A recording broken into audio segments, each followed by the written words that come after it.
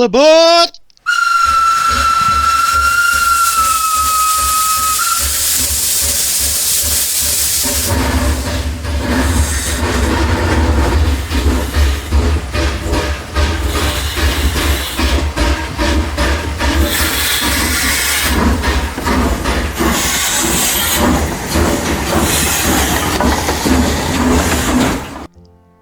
Hello and welcome to today's edition of Shaggy and Shed.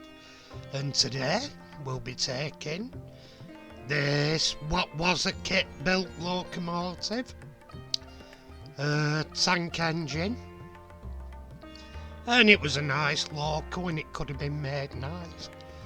But the point is, why bother when Bachmann make the exact same thing? And why pay money and spend the time to get this, what nowadays would be inferior to the Bachmann model? It would have been cracking back in the day, but it'd be inferior to the Bachmann model today. And what I'm going to be showing is my way of approaching heavy rust. And what we're doing first off, for the faded black paint, where it will show, I'm doing Winsor & Newton titanium white and dragging it down as if the rain's gone down and the weather's got to the paint. You can brush this down and weather it as much as you like to. It's very versatile oil paint. I'm just dabbing here and there, just randomly. And it's good kit, Winsor & Newton. This is just, I think anyway, I think this is just the standard white. I don't think I've bought the artist quality. An important thing to remember if you use any type of artist paint is what quality to buy. You can get artist paint quality, which is the expensive line, with the better quality pigments. I use them for my oil painting and acrylic painting. I'm thinking of doing a Royal Railway subject in that. But yeah, I think this one's just the student quality, which they replace what they call pigment colours. They replace them with cheaper equivalents. The artist oil colours use the more expensive equivalents. I mean, I notice it for me oil painting, but a lot you won't really notice it for something like this. I mean, we're not Monet or anything. It's just to get an effect. And oil paint does this reasonably well. To be honest, you could do all the oil weathering in oil paint. There's a guy, I'm trying to remember his name, a model kit builder, and he did a model kit in just oil paints and all. It was outstanding. Anyway, here all I'm doing, I'm brush painting Vallejo track colour onto the bottom to give the dirt, etc. look, because it will show through in areas. And here, what I'm doing, ignore me example, the Humbrol. I'm using a car's weathering powder. It's still the same stuff. And what it is, I'm using it with Vallejo Premium clay varnish, and I'm dabbing it on to get the powders to give the rust effect. See what I do? I work with texture mostly. Because if it's heavily rusted like this, you have heavy texture as well. So I work in the texture by dabbing in weathering powders. The first one I start off with is a dark colour, a dark brown, and I work it out in layers, as you'll see later. It's the best thing to do, working. It's like oil painting if you're an artist. Working layers, they call it. You start off with your first layer and build the next ones. On top of it, observing photographs of the subject you're doing helps immensely. This one I just had a quick look at some Barry Island photographs and just winged it really, but you're always better looking at a photo and working to that if you can. But I just winged it roughly. I'm only doing a quick example for a YouTube video, so I don't think it'll even really end up on a layout or anything. It's just for a bit of fun and show how I tackle rust techniques. There's one I try later that I overdid it with really, which even if you're doing heavy examples you still look for not overdoing it.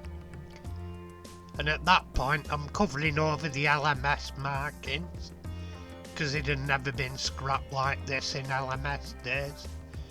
It had been scrapped at the end with British Rail.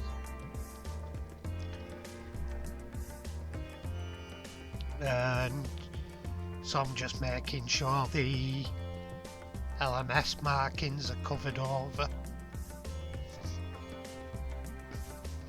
And same on the other side.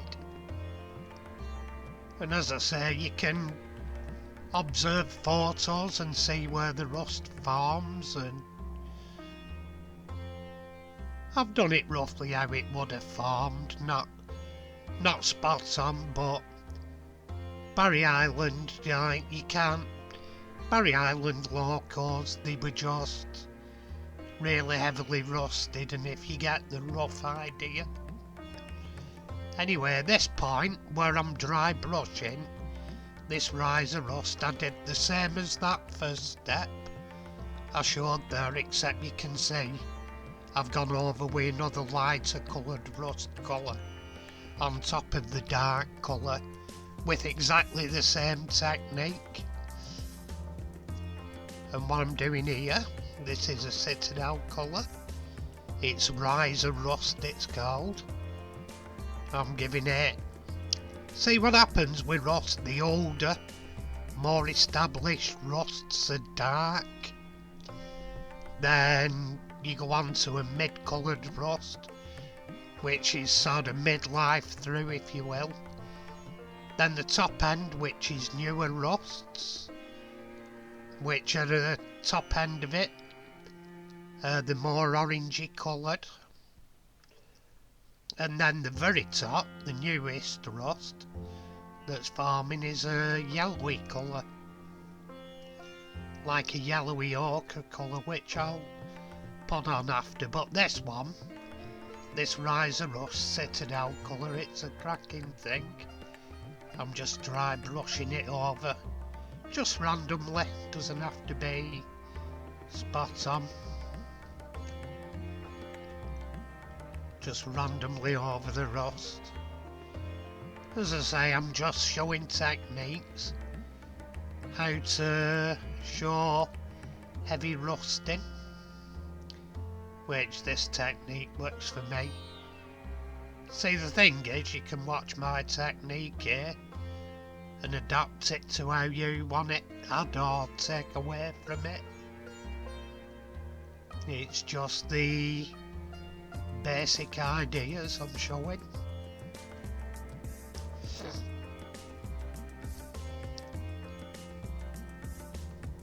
There we are. going over edges, top edges where it had formed.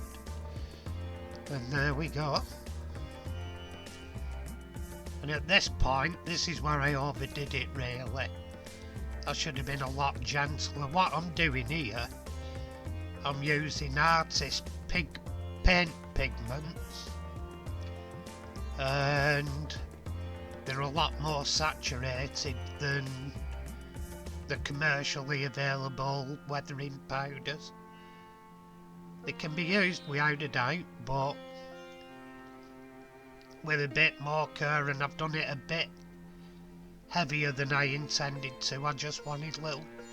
I could have done with a lot smaller paintbrush and work a lot slower than I did, rather than trying to get around all at once like I have.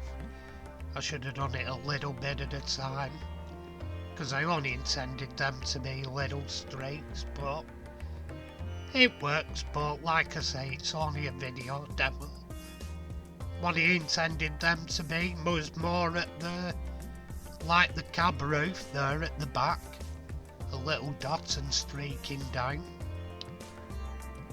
And there you get the yellow ochre form on the very top edges. And what I'm doing here, I used a bit dabbing on top of the steam gathering domes, and the rest I'm dry brushing on. Those two I used with a bit of the varnish to hold them in, but these I'm just doing a bit of dry brushing, just to put it out there, you know. And there we go. At this point, I'm sealing it all in with the Vallejo matte varnish again. Sealing it all up, and it seals the powders in, gives an extra coat of varnish. See, it don't look too bad there now, but the varnish goes on and brightens it up. See, the thing is as well, it looks even better. It looks a lot different to the naked eye than filming it, because filming it can be a lot harsher with the colours. And here we go. This is basically the loco as done, looking kind of funky. That red actually looks a lot brighter than it is to the naked eye. It's a bit more subtle. It's still a bit loud, but it's a bit more subtle than it appears filming. You never get really good renditions filming, or photography for that matter. Anyway, I'm finishing with a couple of stills with it on my shaky hand shed layout thing, doobly. Just give you an idea. That one's a bit blurred. My depth of field was wide open now I was shooting. That one's a bit blurred as well, apart from at front. But I did the face and the lettering off screen as well. All it is it's actually a grey acrylic. It's meant to represent chalk writing on it. Anyway, thank you for watching, and I'll see you in my next video. And as we say in Lancashire, tatty bye. Tatty bye. And actually, it were meant to be tatty pie. Even I got mixed up. Tatty pie, people. Tatty pie.